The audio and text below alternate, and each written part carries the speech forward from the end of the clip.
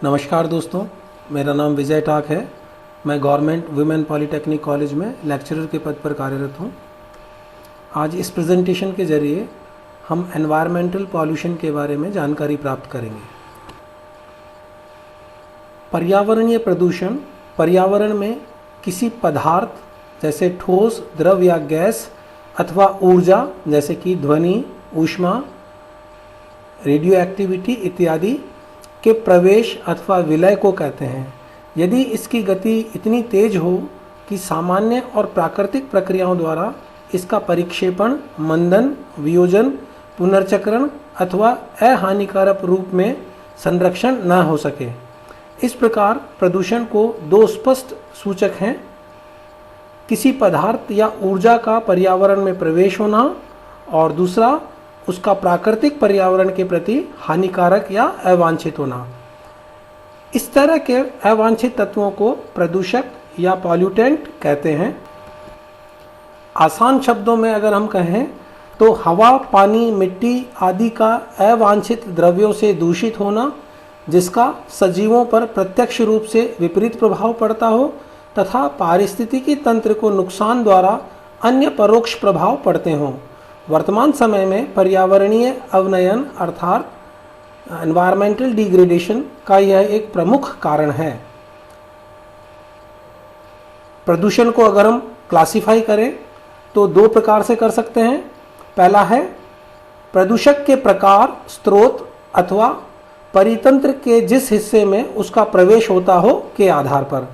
जैसे एयर में अगर प्रवेश होता है तो एयर पॉल्यूशन, जल में प्रवेश होता है पॉल्यूटेंट्स का तो जल प्रदूषण, और मिट्टी अथवा भूमि में पॉल्यूटेंट्स का प्रवेश होता है तो लैंड और सॉइल पॉल्यूशन इत्यादि। दूसरा वर्गीकरण है प्रदूषक के खुद के प्रकार पर आधारित है, जैसे radio active pollution, light pollution, thermal pollution, noise pollution इत्यादि। अब इनको हम एक एक को समझने की कोशिश करते हैं। जैसे वायु प्रदूषण। वायु प्रदूषण अर्थात हवा में ऐसे अवांछित गैसों, धूल के कणों आदि की उपस्थिति जो जीवन तथा प्रकृति दोनों के लिए खतरे का कारण बन जाए। वायु का अवांछित रूप में गंदा होना अर्थात वायु में ऐसे बाह्य तत्वों की उपस्थिति जो मनुष्य के स्वास्थ्य अथवा कल्याण हेतु हानिकारक हो, ऐसी स्थिति को वायु प्रदूषण कहते हैं। अब ये वायु प्रदूषण किन किन वजहों से होता है वो देखते हैं। वायु प्रदूषण के कुछ सामान्य कारण हैं: वाहनों से निकलने वाला धुआं, औद्योगिक इकाइयों से निकलने वाला धुआं तथा रसायन, आणविक संयंत्रों से निकलने वाली गैसें तथा धूल के कण, जंगलों में पेड़ पौधे के जलने से, कोयले के जलने से तथा तेल शोधन कारखानों आदि से निकलने वाला धुआं, ज्वालामुखीय विस्फोट इत्यादि। इन सब कारणों से कई हानिकारक गैसें हैं जो वायुमंडल में मिल जाती है, जैसे सल्फर के ऑक्साइड्स, नाइट्रोजन के oxides, carbon monoxide, carbon dioxide, volatile organic compounds और ट्रोपोस्फेरिक ओजोन इत्यादि। वायु प्रदूषण के प्रभाव क्या होते हैं? वायु प्रदूषण हमारे वातावरण तथा हमारे ऊपर अनेक प्रभाव डालता है। उनमें से कुछ निम्नलिखित हैं। जैसे हवा में अवांछित गैसों की उपस्थिति से मनुष्य, पशुओं तथा पक्षियों को गंभीर समस्याओं का सामना करना पड़ता है। इससे दमा, सर्दी, खांसी, अंधापन, फेफड़ों का कमजोर होना, त्वचा रोग जैसी बीमारियां पैदा होती हैं। दूसरा, वायु प्रदूषण से सर्दियों में कोहरा छाया रहता है। इससे प्राकृतिक दृश्यता में कमी आती है तथा आंखों में जलन होती है। तीसरा, ओजोन परत हमारी पृथ्वी के चारों ओर एक सुरक्षात्मक गैस की परत है, परंतु सतही ओजोन जिसको ग्राउंड लेवल ओजोन कहते हैं, वायु प्रदूषण का एक मुख्य कारण है। वायु प्रदूषण ग्लोबल वार्मिंग का कारण है, जिससे पृथ्वी का तापमान बढ़ता है। अब हम बात करते हैं जल प्रदूषण की। जल प्रदूषण अर्थात पानी में अवांछित तथा घातक तत्वों की उपस्थिति से पानी का दूषित हो जाना जल प्रदूषण कहलाता है, जिससे कि वह जल पीने योग्य नहीं रह पाता। जल प्रदूषण के निम्नलिखित कारण हैं, जैसे मानव मल का नदियों, नहरों आदि में विसर्जन, सफाई तथा सीवर का उचित प्रबंध न होना, विभिन्न औद्योगिक इकाइयों द्वारा अपने कचरे तथा गंदे पानी का नदियों नहरों में विसर्जन, कृषि कार्यों में उपयोग होने वाले जहरीले रसायन तथा खादों का पानी में घुलना, नदियों में कूड़े कचरे, मानव शवों और पारंपरिक प्रथाओं का पालन करते हुए उपयोग में आने वाले प्रत्येक घरेलू सामग्री का समीप जल में विसर्जन, गंदे नालों सीवरों के पानी का नदियों में छोड़ा जाना, कच्चा पेट्रोल कुओं से निकालते समय समुद्र में मिल जाना जिससे जल प्रदूषित होता है, कुछ कीटनाशक पदार्थ जैसे डीडीटी, बीएचसी आदि के छिड़काव से जल प्रदूषित हो जाता है तथा समुद्री जानवरों एवं मछलियों आदि को हानि पहुंचाता है। अंततः खाद्य श्रृंखला को प्रभावित भी करता है। जल प्रदूषण के प्रभाव निम्नलिखित प्रभाव हैं। इससे मनुष्य, पशु तथा पक्षियों के स्वास्थ्य को खतरा उत्पन्न होता है। इससे अनेक बीमारियां जैसे टाइफाइड, पीलिया, हैजा, गैस्ट्रिक, हेपेटाइटिस इत्यादि फैलती हैं। इससे निम्न जीव तथा वानस्पतिक प्रजातियों को विभिन्न जीव तथा वानस्पतिक प्रजातियों को नुकसान पहुंचता है।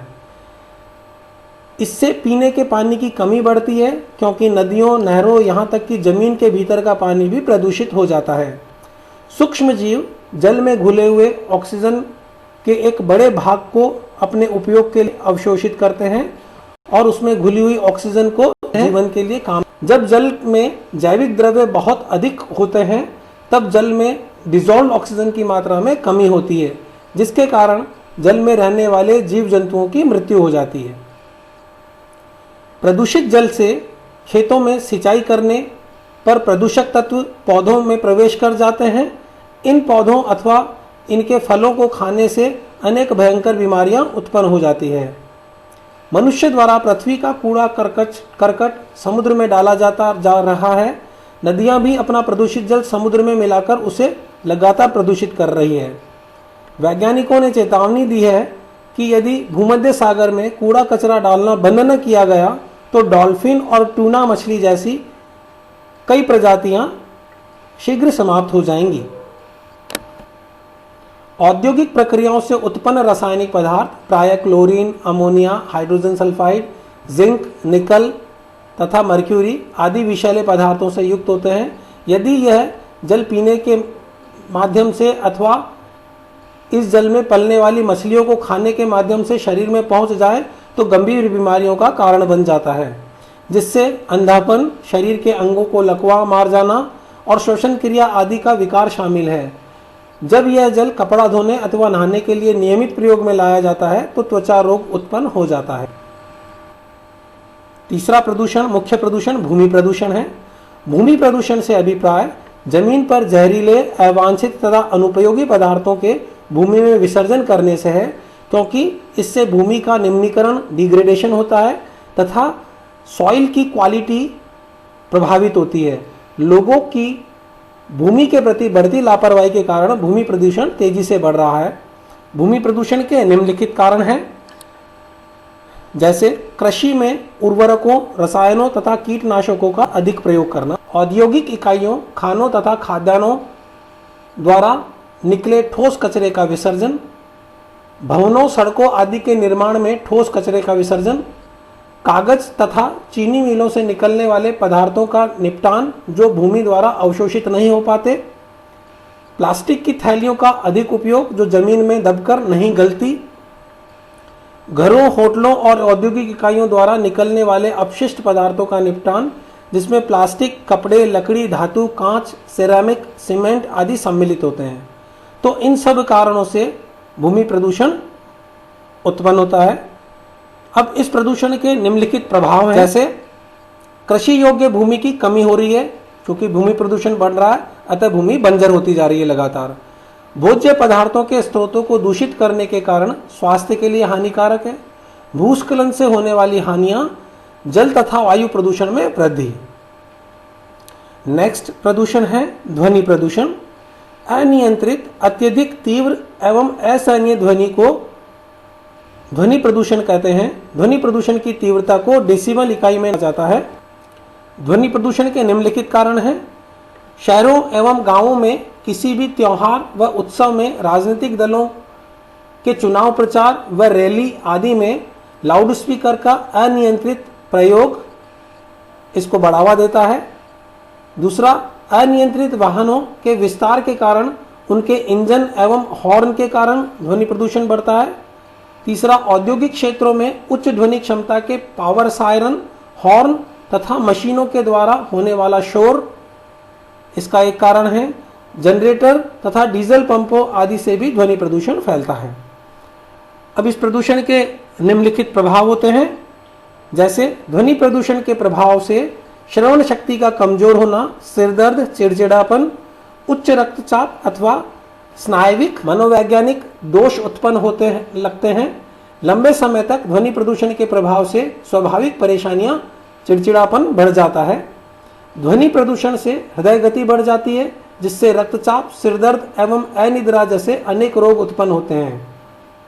नवजात शिशुओं के स्वास्थ्य पर ध्वनि प्रदूषण का बुरा प्रभाव पड़ता है तथा इससे कई प्रकार की शारीरिक विकृतियां उत्पन्न हो जाती हैं।